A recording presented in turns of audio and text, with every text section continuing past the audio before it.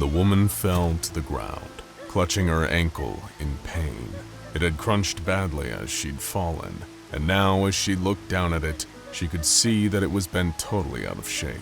The heavy metal collar choking her neck made it difficult for her to catch her breath as she tried her best not to hyperventilate. The rain was hammering down so ferociously that she could barely see more than 20 feet in any direction, but she didn't need to see far to know how deadly of a predicament she had found herself in. She cried out at the top of her voice for someone to come and find her, anyone, but the only sound that filled her ears was the wild howling of the wind and the steady hammering of water into the bog all around her. She would get hypothermia and die. No, wait, she couldn't, could she? She knew she couldn't die, but she also knew that she was still capable of suffering. Just how bad would it feel to be in the clutches of hypothermia with a broken ankle and know that no matter how bad the pain and suffering got, she would never feel the release of death? She closed her eyes, trying her best not to think of the worst possibilities, just as the sound of gunfire erupted in the nearby buffer. She cried out again, holding both hands up in the air, doing the best she could around the heavy metal collar, but no one shouted out in reply. There was a pause in the gunfire. Maybe they'd heard her. Maybe they were trying to figure out a way to come down and rescue her. Crack! A bullet split open a rotted tree trunk just a few feet to her right. The woman threw her hands over her head and cowered in the dirt, feeling the metal of her collar digging into her skin tighter than ever. Please don't let it happen again, she prayed silently into the dirt. Encased in the collar around her neck were 4.5 kilograms of plastic explosives, each with a fragmentation layer pointed inwards towards her neck and head. With just a push of a button, they could. She didn't want to think about it. All she knew was that she couldn't let that happen to her again. Looking through eyes bloodied with tears and rain, she saw lying in the dirt just a few feet away from her that infernal machine that was the sorry cause of all of this. The SCP Foundation has long stood as a bastion of hope, information, and security for the entirety of the human race. I'm sure you are well aware of the number of world-destroying catastrophes that have been averted by the hard-working researchers, agents, and other members of the Foundation, all without the general public having the slightest clue that something was amiss. With state-of-the-art holding cells all over the globe, and the sharpest minds humanity has ever produced working around the clock to ensure the protection of humanity, it is hard to imagine an entity that should not be contained by such a group. And yet, one such entity does exist, SCP-001. You may have come across the O5 Council by this point. While the SCP Foundation operates beyond the world's jurisdiction, the O5 Council operates beyond the Foundation's jurisdiction. The rules, methods, and protocols that are the cornerstone of securing, containing, and protecting countless entities around the world sometimes cannot be applied. Certain entities require us to temporarily abandon our humanity, abandon our sense of order, and step briefly into chaos for the greater good. I'm telling you all of this because SCP-001 is not held in a containment cell. There are no keypads, locked doors, observation windows, or health and safety forms. SCP-001 is not confined to a specific territory or even a specific country. For some SCPs, this is a practical necessity. Serpents that are hundreds of kilometers long swimming through the depths of the ocean, for example. But for SCP-001, it serves a more psychological purpose. The Scottish Highlands are the most remote part of the United Kingdom. Out there, you can walk for miles and miles without seeing a single soul. Open countryside, mountains, lochs, and forests surround you in all directions. The weather is harsh and unrelenting, the walking even more so. On a regular basis, walkers fall and break their legs, but without phone service or anyone else nearby to come and help, they can quickly disappear into the wilderness forever.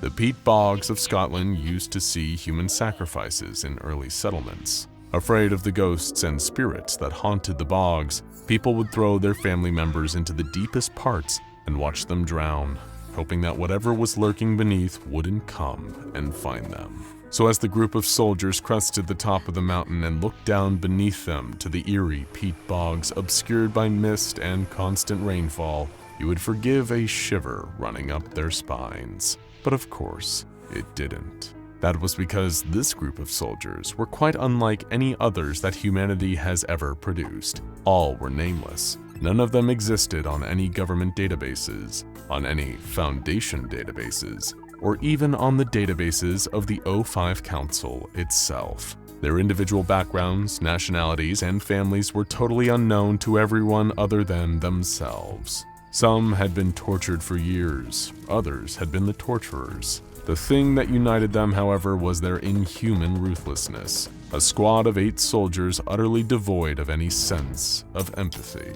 What could they possibly have to be afraid of in the peat bogs when they themselves were the evil ghosts walking through? But then, one person was afraid. A shiver ran up her spine as she looked over the edge and down into the murky black and green below. SCP-001-1. Around her neck was the bomb collar.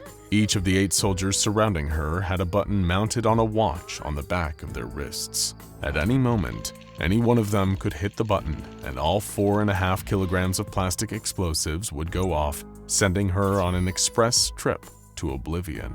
Aside from the collar, she wore a plain white dress made of cotton.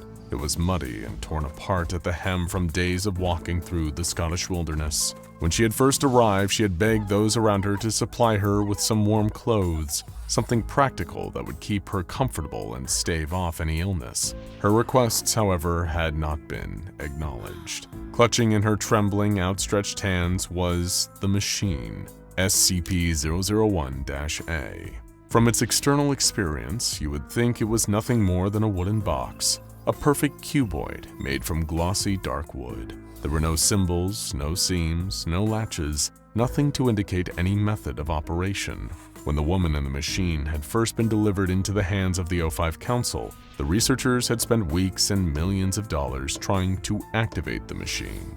Their best scientists had scanned for every possible form of radiation and tried every method they could conceive to stimulate the box into opening.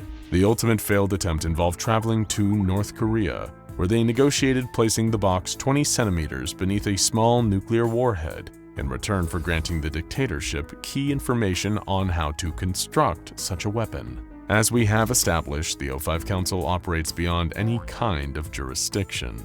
Yet, at the bottom of the irradiated crater sat a perfectly intact wooden box that was cool to the touch and showed no signs of radioactivity. Only one person could interact with the box and unearth the secrets that were inside. SCP-001-1, the woman who stood trembling on the side of the mountain. A gun jabbed her in the back, forcing her to continue moving. She had asked the soldiers around her how much longer they had to walk that day, but none of them had replied. They never did. In the 6 years that she had been held hostage by this tiny militia, she had never once heard any of them say a word, not even to each other. Perhaps it was this telepathic understanding that seemed to run between them that unnerved her the most. Despite having never spoken to each other, each soldier seemed to understand the others intimately, and she had no doubt that any one of the 8 would press the button on their wrist at a moment's notice. Sadly for her, she knew this from experience. The incident happened 4 years ago now, as the group was traveling through Patagonia. It was a day almost identical to the one she was having now. They had been transported by a helicopter flown by one of the 8 into the middle of the wilderness. There they had marched for days without saying a single word. Exhaustion had overtaken her legs, and she stumbled to the ground. Unfortunately for her, this happened slightly too close to the female soldier in front of her. Her knees hadn't even hit the ground before the blast went off. The woman didn't remember it, of course. How could she? In an instant, her mind had been utterly destroyed.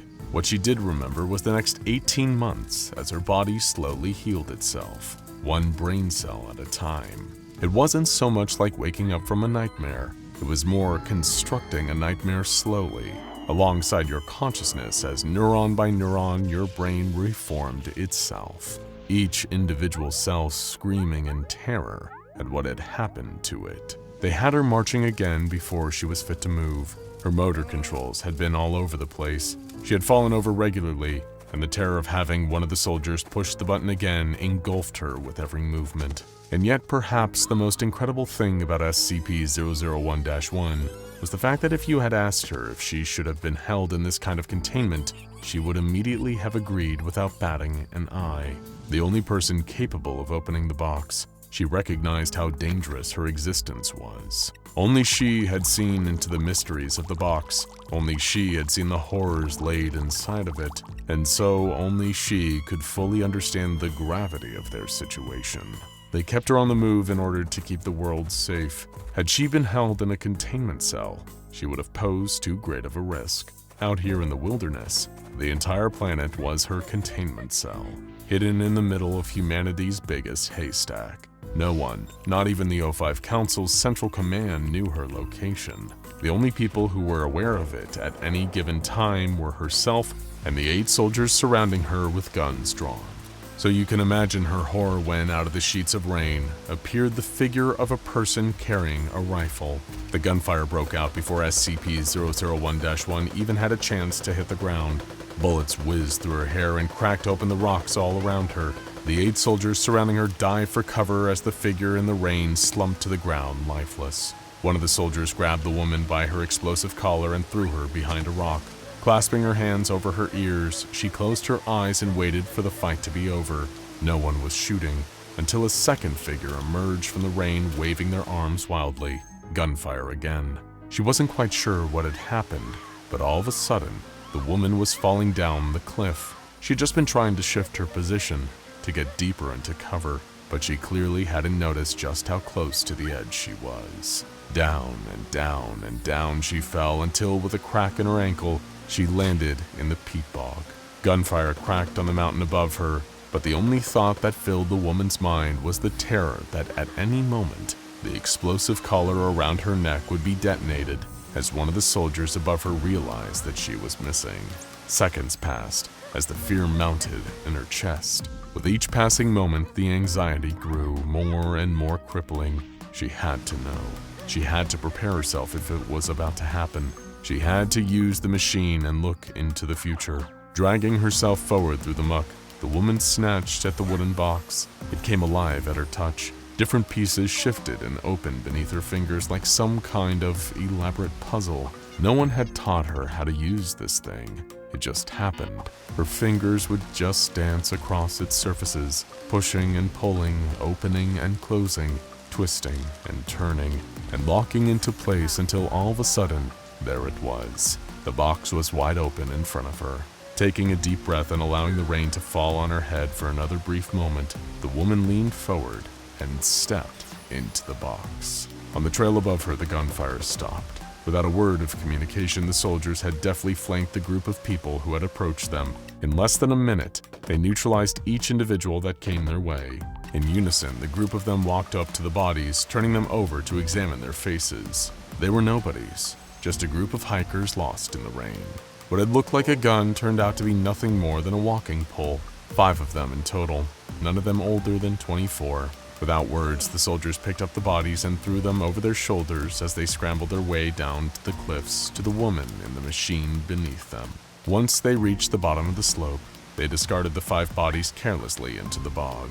Within a couple of hours, those 5 hikers would have sunk to the bottom and begun the long process of being embalmed into the depths. Perhaps someone would find them in a few thousand years' time as part of an archaeological dig. Perhaps, but it was not their concern.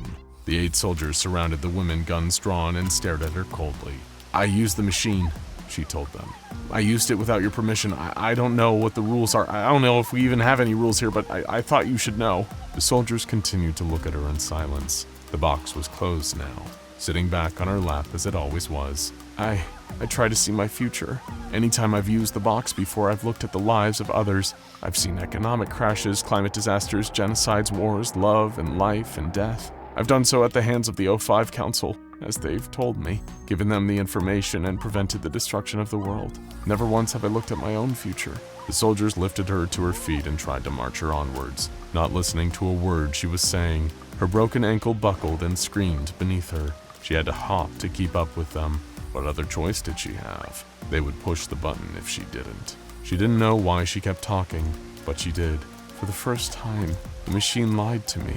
I saw that I was assassinated in 1987 in Cuba. It was years before I even built the box. Before any of this happened to me, I saw in my future that I no longer existed, that the machine no longer existed, but that future was years ago, and none of it happened. The machine doesn't lie, so why is it lying to me now? Why can't I see my own future? If any of the soldiers were paying attention, they didn't show it. They just continued to march her into the rain as the bomb weighed heavily around her neck. Now go check out SCP-001 The Children, Ouroboros Cycle, and Insane SCP-001 Fight Gate Guardian vs. Scarlet King.